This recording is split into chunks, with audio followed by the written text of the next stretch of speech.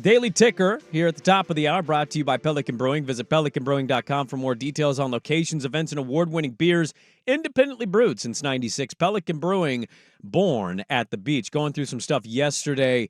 Ducks had their media day. Camp is about to open for them, and the Portland Timbers cannot lose. So I thought of no better person to talk to than our good friend Ryan Clarke of OregonLive.com, the Oregonian, on Twitter at Ryan T.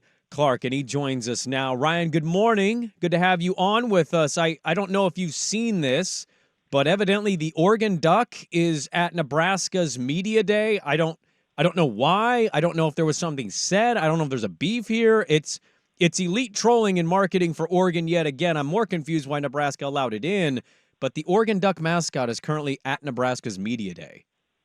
Yeah, I think the duck sort of roams where he pleases, whether he's inflatable or not these days. So I assume that is a continuation of these sort of marketing. We could call them stunts that the Ducks have engaged in these first couple of weeks here. I don't know about you, man, but like if I was Matt Rule, I would actually be pissed that he was allowed in. I this is cute and funny and good on Twitter. You're not becoming the thing at my media day. I'm not having to answer questions about the Duck.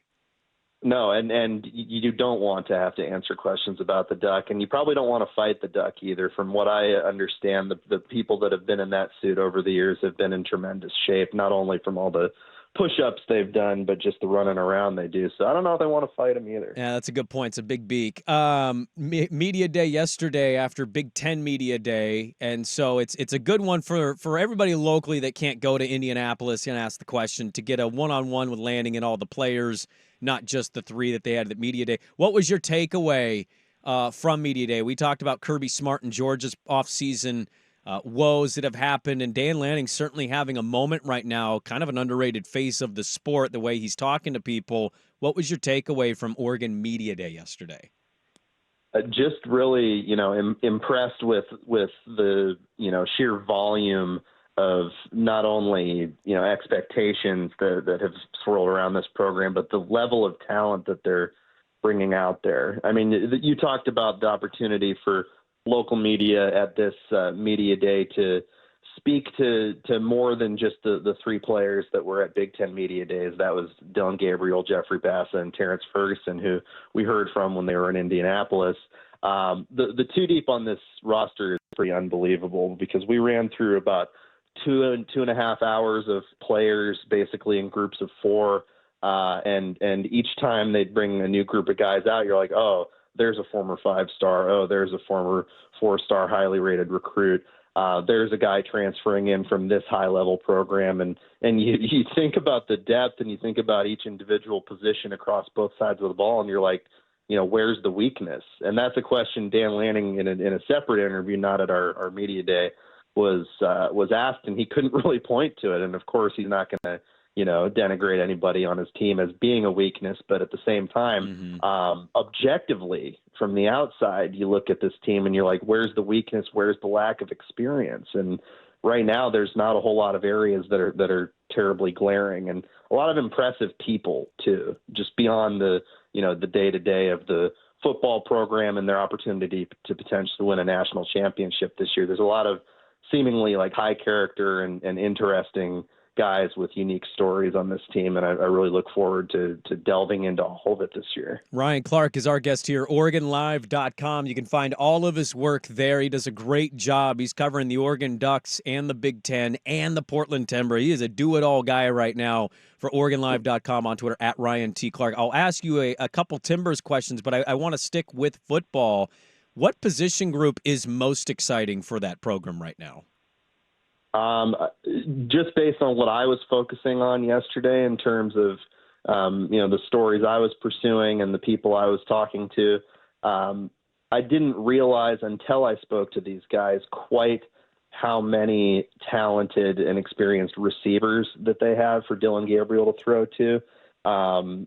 Each of these guys with their own journey to Eugene, but all of them doing something unique. You think about Evan Stewart, a big shot, big play guy that can go up and grab it. Tez Johnson, somebody with a ton of speed who could be an elite slot receiver that could even lead the country in receiving yards. Trayshawn Holden, been in a program at Alabama with a ton of experience there at a high level. Gary Bryant Jr. and Kyler Casper and all these dudes that, like, you couldn't have picked a better situation, and this is something I've said before, but you couldn't have picked a better situation to plug Dillon Gabriel into in terms of the weapons that this guy has. Obviously, replacing guys along the offensive line is part of the question, but in reality, the depth that they've been able to develop there and the guys they've been able to bring in and the experience at the tackle spots in particular leads me to believe that Dillon will be pretty safe back there and have some time to throw to these guys. But that wide receiver group, man, that's impressive. And on the other side of the ball, they've got some dogs on that defensive line. And that's a phrase that all of those fine 270-plus pound gentlemen like to use to describe themselves. And it rings true. I mean, these are big dudes. These are Big Ten dudes. And for anybody that might be watching this team and watching this program from the outside and think, oh, maybe they might not match the physicality of the Big Ten. They're this West Coast, Pac-12, yada, yada school. You meet these guys, you look at them, you hear them talk, you see what schools they might have transferred in from. They seem to be ready to meet that moment. Yeah, I think it's interesting. You mentioned the receiver group defensively too. Like, we know Lanning, I mean, his pedigree is defense, right? That's what his reputation is. He understands what it takes, I think, to get to those guys to a championship level, given what he did at Georgia. Offensively, it's crazy to say because Bo Nix was so special for them. Dillon Gabriel, very good quarterback. Not really sure the stats necessarily need to be matching Bo in many ways, given this might be the most talented offense, a more talented offense than they had last year. And that's not something I was sure I would say at this point, considering what Bo Nix was for them, Bucky Irving. You go through the lineup, what they lose versus what's coming back or what's filling in, and it's not something I thought I would say, but like that offense probably better on paper, at least going into season. I think definitely. I mean, Dillon is a Heisman favorite for a reason. Yeah. He's a guy that has that capability with his legs that, Bo had, but not nearly to the level that Dillon does. And as you said, the weapons that Dillon is going to have to work with this season are better than last year, just in terms of sheer volume. There's guys that are going to be, fighting and scrapping for snaps that would be, stars or starters at other major programs across the country. This is how you build these sort of national championship programs, is let the cream rise to the top. And Lanning gets that. And yeah, maybe you lose a few of these guys to the portal along the way, but at the end of the day, if you're this deep and you're built out in this way on both sides of the ball, not just with, offensive playmakers, you're able to play 16, 17 games in this new, expanded playoff era and have that, long-term foundational success. Portland Timbers seem to be on fire right now. They're having a nice little run for themselves. I looked at the table setting. They're 8th right now in the West, but they've been playing substantially better football. For those of us out there, how would you explain what has happened with them? I tend to say this every year, and I'm not Mr. Soccer Sprague here, so you can correct me if I'm wrong. I seemingly feel like every year the Timbers start out slow. The fans get pissed. It's very loud. They then slowly turn it around, and then they make a push, and either they get to a good spot in the playoff or they creep into the playoff, and we feel better about them. What has changed for the Portland Timbers?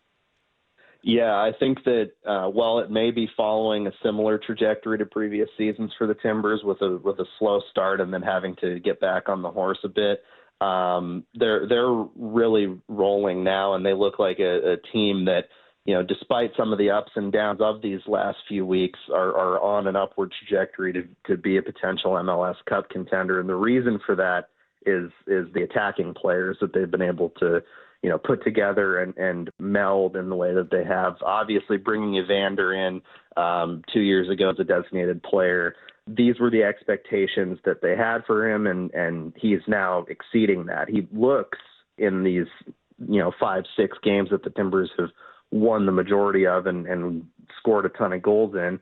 He looks like the most talented individual player that this team has had in its MLS history. That's obviously not to discount the greatness of guys like Diego Valeri, Diego Chara, Sebastian Blanco, who've all left a huge legacy with the team. But this is a guy who, if he continues to play at this level, they're going to sell him to a European club for a pretty big chunk of change. And he's the engine that feeds guys like Jonathan Rodriguez and Felipe Mora up top. Both of those dudes have had tremendous seasons and scored a ton of goals. And in addition to obviously the production that those guys have brought, they've shored up some of the defensive issues that they've had. Now it's not been perfect. There's been a couple of 3-goal spots that they've given up in this last few games, but in general, it's just a buy-in for Phil Neville, who there were questions obviously at the start of his tenure, questions even prior to his hiring from the Timbers Army, which is always vocal about various issues. But he's, I think, proven his mettle as a coach that is willing to not only get buy-in from his players, but make the sort of tweaks and button pushes and knob twists that are necessary throughout MLS seasons and even within 90-minute games to get victories. Yeah. And it's not just been a matter of, they've just overpowered teams and scored way more goals than others. They have won games on the merits of their game management, which is something that could not always be said the last couple of years. Do you think they can make a run? Can they go deep into the postseason? I do. I think that, if things go right, if they stay healthy, if they don't revert to some old habits of being really open at the back and getting in these shootouts where they have to win 3-2 or 4-3 or whatever in a postseason matchup with a tough squad. I think that the possibility of them making a run in an MLS Western Conference that has a great deal of parity is certainly possible. Would I bet on them to be in the MLS Cup final against Messi in Miami a few months from now? Not at this point, but I do think that they are trending in a direction of a team that absolutely can be in the mix, just given the talent that they have up top alone. There we go. Good stuff. Ryan Clarke, our good friend, OregonLive.com. We'll be talking to him a lot this football season, a football and football segment here with him as the Timbers are playing great soccer right now, and Duck Media Day yesterday as fall camp is about to open up and coming in with a lot of expectations. So, Ryan, we appreciate the time, man. We look forward to talking to you a lot this football season as there's a lot of expectation down in Eugene. Thanks for hopping on with us this morning. We always appreciate the time. Of course. Thanks, guys. All right, there we go. Good stuff from Ryan Clarke on Twitter, @Ryan T. Clarke. Find his good work at OregonLive.com.